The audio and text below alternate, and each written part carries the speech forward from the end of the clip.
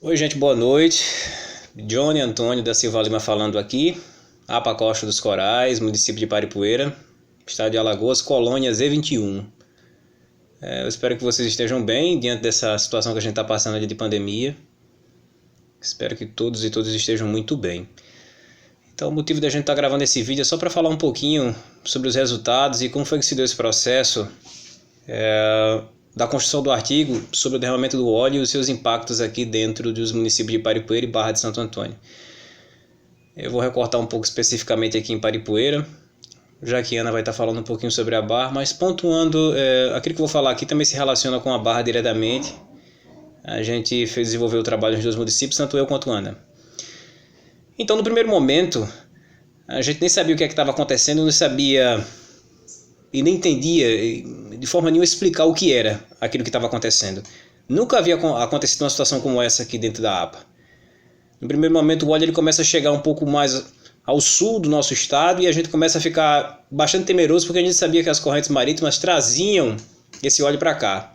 Então essa é uma lógica muito de quem pesca, esse entendimento que a gente tem, um pouco empírico, mas também extremamente até racional, é claro.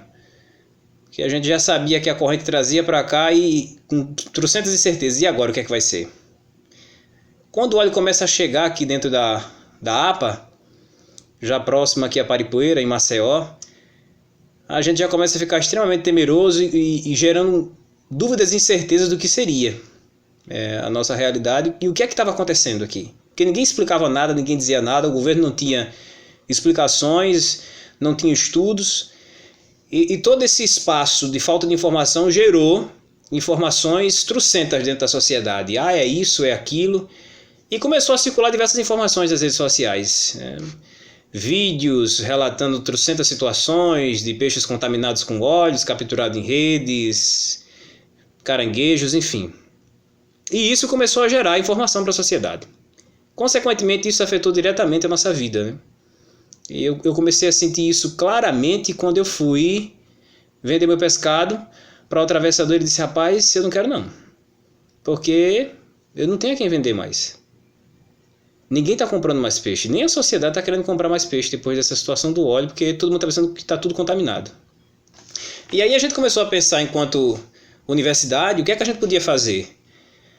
Porque, ao meu ver, a verdade ela acaba tendo sempre dois lados, né? Uma contada pelo vencedor e a outra verdade contada pelo perdedor. Naquele momento a gente era o perdedor. E a gente precisava fazer alguma coisa. Então vamos contar, vamos relatar essa história. De acordo com aquilo que a gente viveu.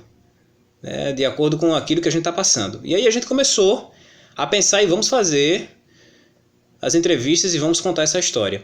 Quando a gente começou a entrevistar os pescadores, a gente começou a constatar aquilo que a gente já sabia, em parte, das reuniões, as reclamações que começaram a surgir nas reuniões, né, sobre a situação, do que estava acontecendo, a dificuldade de venda, enfim.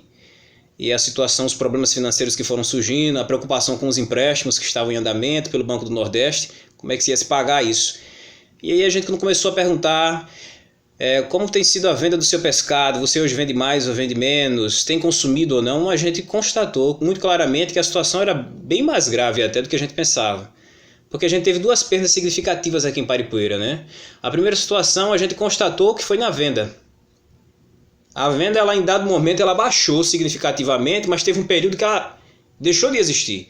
Então várias embarcações ficaram nas amarras, paradas na costa, sem poder ir pescar. Então isso foi horrível.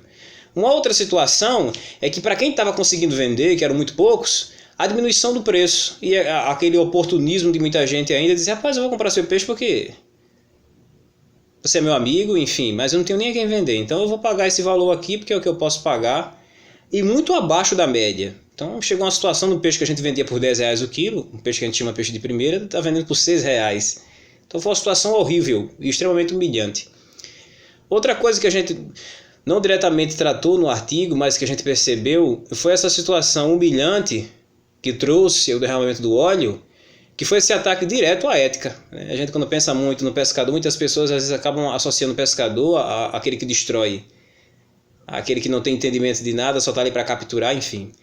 E muitas pessoas se sentiam mal. Rapaz, eu passei a minha vida inteira aqui, nunca vi uma coisa como essa, sempre fiz o meu papel e acontece uma situação como essa e vai acabando com tudo. Então, para nós, além dessas perdas econômicas, na relação social, porque houve também conflitos entre o pescador e o próprio atravessador em alguns momentos, né? Porque não tinha como não ter. Houve essa perda também que vai para o sentido emocional, né? Atacou a minha ética, atacou a minha moral.